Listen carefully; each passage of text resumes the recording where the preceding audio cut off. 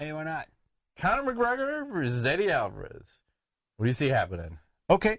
Well, I remember being in your place watching the McGregor-Diaz fight, the second one. Yeah. And everybody's going apeshit because in the second round, it was like a total replay of the first fight where Conor looked like he was fading. Like, the cardio just went out the window, right? And I'm wondering, in this fight, because Eddie Alvarez has a cardio machine and a mentality of a grinder, if Conor can fix that problem, and I don't think he can, and on top of that, he's not going to be able to throw leg kicks as much because Nate's not doing takedowns, right? So he can throw kicks, and I think he was doing that in that fight, trying to wear him down a bit, right, instead of punching himself out. Dude, you're not throwing leg kicks against Eddie Alvarez because he's going to take your ass down. Very scary. So Alvarez, it's weird how these fights are all similar. So Alvarez's game should be to grind Conor, get him moving backwards, get him against the cage, get him frustrated, get on top of him, wear him down, right? But the big thing, and that's the question mark for me, is Conor definitely has huge accuracy, and Alvarez has a tendency to brawl. And when he gets hurt, he's got like bite down on your mouth. Let's go hooks. crazy. Not a good game plan against McGregor, who is extremely accurate with his striking. So that's my concern for Alvarez, but I still say that he's going to grind this one out. I say Alvarez via decision for the sheer fact that I don't think Conor has the cardio to go 5 rounds. I think he fades in the second again. Now he's fighting a guy who's, again, bigger than him, but maybe not bigger than him, more comfortable at this weight class, better wrestling, not as technical, but will be able to grind him down. Alvarez via decision. And plus, it's more like a hometownish kind of thing. And Conor's thinking about the retirement, all that shit.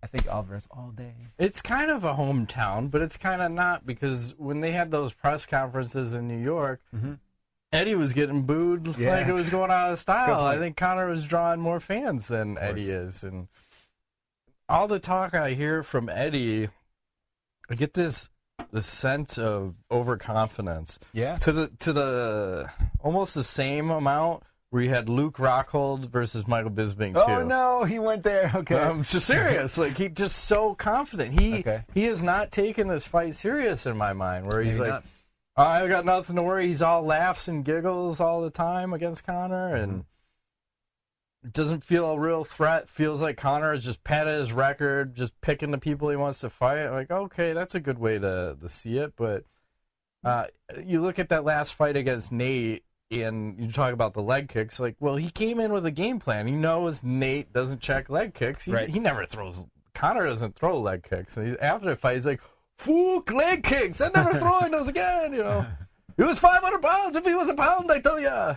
He's talking all sorts of crazy shit. Like, what? The guy, he weighs the same amount of you. He's not 30 pounds heavier. Whatever. He's like, this will be the same thing. So, like, look at the size advantage for Eddie in this fight. Eddie's walking around at 180. That's no bullshit. He's probably bigger than Nate, right?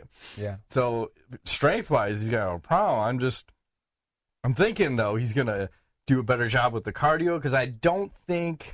I know Conor spent like $300,000 on that last training camp. Oh my God. But the cardio he was doing, he was just like riding a bike, and I don't think he figured out the cardio right.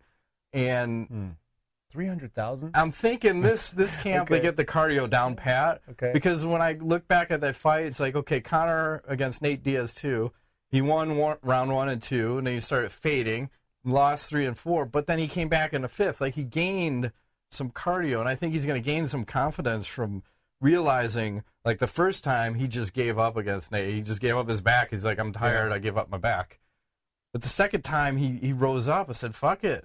I can do this. So I think that's a big confidence boost for Conor. So I imagine he's going to double up the touch butt in the park. Double the cardio. And this is at 155 as well, right? Not 170. Yeah, and think about that. Like, goddamn, so now you have a champion versus champion. Like, oh, can Conor come out with 2 belts? Because he's like, oh, fuck you have to fight me for my belts. They're mine. You can't take them from me. Like, oh, goddamn, this guy is serious. Vanderlei Silva type weird videos. Yes. Like, I kill you. Come for my belts. All like dark and shit with the light shining on his face. Hell yeah, I like that. This is why we should run the UFC. Conor McGregor will be your fucking PR team. That's great.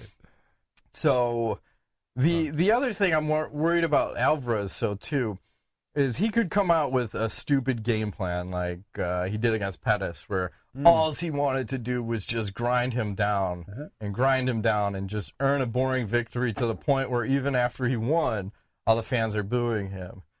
And when he had that walk in the park with Ariel Helwani, he said, man, I learned a lot from that fight. He's like, I got to recognize what the fans want, but I also have to stick to a game plan. So I have a feeling Eddie's going to stand and bang for one round at least and see how that works out. I mean, that'd be good. It's hard to say how that's going to work out. I feel like that favors Conor, but if things aren't working well for him, Eddie, I feel like he's going to work to the takedowns to do that Anthony Pettis bullshit.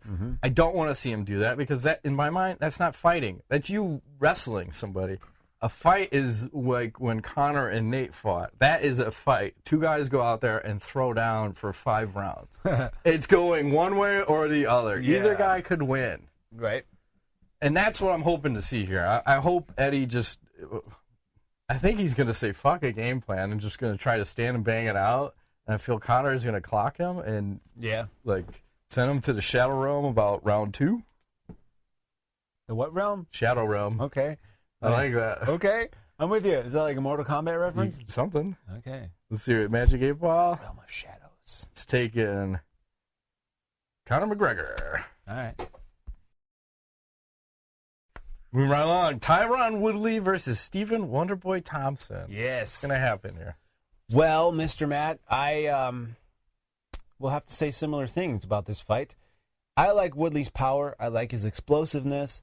I think Thompson, of course, is unorthodox, but at the same time, Woodley has made work of much more technically skilled fighters in the past.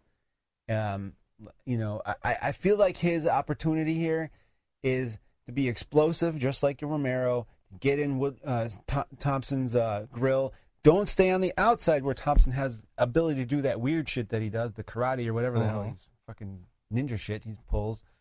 Jam him, get in his face, use that power. He's got a lot of power and explosiveness. Put him on his back, grind it out. I think Woodley via decision. I'm worried about Woodley in the championship rounds. Yeah? Is his mama going to be there? Taro, kick his ass, Taro! They'll hear him through the whole fucking state. That was the Strike Force. Henderson versus Fedor one, right? Yes, it was. Yeah. That's right. We were there. No, I worry about his cardio because the only time he's been in the championship rounds was against Nate Marquardt when they were fighting for a vacant Strike Force title. And Marquardt starched him with that crazy Mortal Kombat type finish. Like, ooh, that ain't good. That ain't good for anybody's health. No. So I just wonder, how does his cardio hold if he goes 4 or 5 rounds? And when I look at this fight, I was rewatching some of Woodley's fights, and it's crazy because you have a guy with Wonderboy Thompson who's really good at controlling the distance, and then you have a guy with Woodley who's very good at closing the distance. So who's going to win in that affair? And then I rewatched the Roy McDonald versus Tyron Woodley fight, and there was a guy who stifled Woodley because he was coming at him with awkward shit. He was making Woodley go backwards. And I think that's the thing, is you need to pressure Woodley so he's fighting backwards.